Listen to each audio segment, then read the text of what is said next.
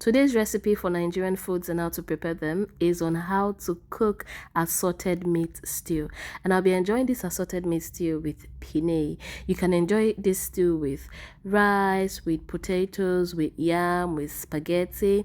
I just choose to enjoy it with penne. Now, here are the ingredients. I'll be using some onions, tomatoes, bell pepper, scotch bonnet pepper, and cayenne pepper. I'll also be, of course, cooking with assorted meat that has been cleaned and ready to cook. These are the spices that I'll be using to spice up my dish to make it delicious. And of course, what is stew without palm oil? I know you can use vegetable oil, but somehow palm oil just brings out that lovely African taste in your food. And I'll be leaving a link in the description on where you can get this fresh Nigerian palm oil in the UK. Of course, I'll be using onions, but you know this is a little bit optional, though you can just blend it into paste. Here is my pot of assorted meat, and I'll be adding my onions first. After adding the onions, I'll add all the ingredients or condiments that I showed you earlier: ginger, thyme, curry, salt, seasoning cube, and bay leaves. I'm going to add some water, and then I'll mix all of this up very well. I'm sure you're wondering, okay, why didn't she, crumble the seasoning cube? It's because this particular brand of seasoning cube would crumble or would dissolve in the meat stock or in the pot while I cook the meat. So I didn't really bother myself with that. Okay, if you've watched this video to this point, don't forget to like this video, leave your comment, share this video, and subscribe to my channel. I'll be cooking the assorted meat for about 30 minutes. I had to take that outside. It's on the other cooker because I want to show you how to make the penne. Remember, this video is on how to cook two different type of meals. I just added some salt. I'll add some cooking oil. This is optional, but I love to do this. Now I'll allow the water to boil very well. Now that my water is boiling, it's time to add my penne. The reason why I added cooking oil is just to ensure that when the penne is cold, it doesn't stick together or look clumpy, but it is completely optional. And of course, I added salt to taste. I'm going to cover this and cook it till I achieve my preferred softness. Remember, recipes can be adapted. At least I would always say that you can adapt my recipe to your preferred taste, texture, and consistency. At this point, I cooked my penne for about 20 minutes and it's properly cooked to my taste.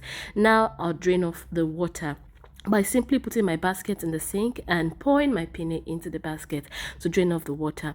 I'll put my pan back on the cooker. I'll turn the heat down to the lowest, and then I'll pour my penne back into the cooker. The reason why I do this is to ensure that the heat dries up any excess or additional water that may still be there, okay? Because I don't want my penne to be clumpy, and excess liquid makes your penne clumpy if you don't ensure that it's dried up. At this point, I was just admiring the work of my hands. Now let me bring the pot of assorted meat back in view, and it's already properly cooked. Now it's time to cook my stew. I'll add some palm oil into my pot, and then I'll allow the oil to heat up briefly. But because I do not want to disturb my neighbor, I don't want to trigger the fire alarm again. You know, palm oil has a way of, being too smoky if you allow it to get too hot. So you may want to put that in consideration, okay? Because of course, as much as we like to enjoy ourselves, we also have to consider people who live around us and our neighbors. I just added some onions, and then I'll put my blended pepper. So you would notice that the texture of this pepper is not smooth. It's neither smooth nor big. Let me use the Nigerian lingo. It's in between, okay? It's not too smooth and it's not too rough. That is the texture that you may want to blend your peppers to. I'm just mixing all of this up to ensure that I get everything nice and properly mixed, and then I would go on to add my assorted meat. Take a look at this. Oh goodness me, this is looking so delicious.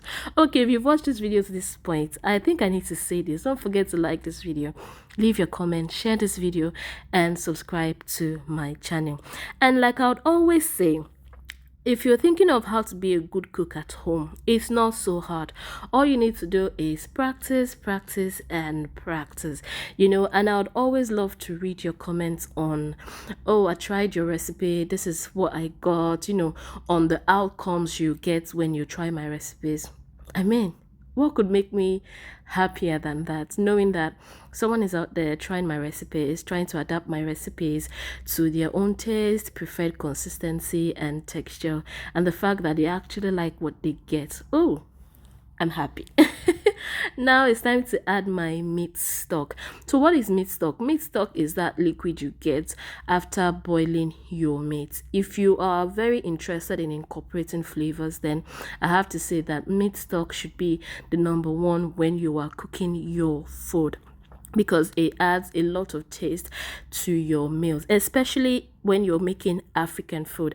And these are the seasonings that I'll be using: thyme, curry, salt, bay leaf, and seasoning cubes. I'll be leaving the exact amount of these ingredients in my blog, and I'll also be leaving this exact amount of ingredients in the description box. So make sure you go to the description box if you're interested in all of this. I'm mixing up very, very well because it is necessary. And then after mixing, I'll cover and cook until the liquid dries up well. Remember, to my preferred taste. But for this recipe, I cooked it for about 35 minutes. Yes, that long. This is what it looks like. You'll notice that the liquid has dried up considerably.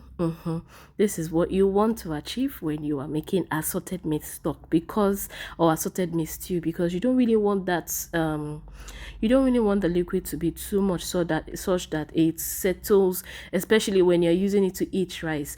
If it has happened to you, I know you understand what I'm saying. Take a look at this deliciousness. Is it not making you feel like trying this recipe? Thank you so much for watching this video to this point. I mean, cooking for people is an amazing thing, especially when you're sure that they're going to like your food, and when you actually just love cooking for people.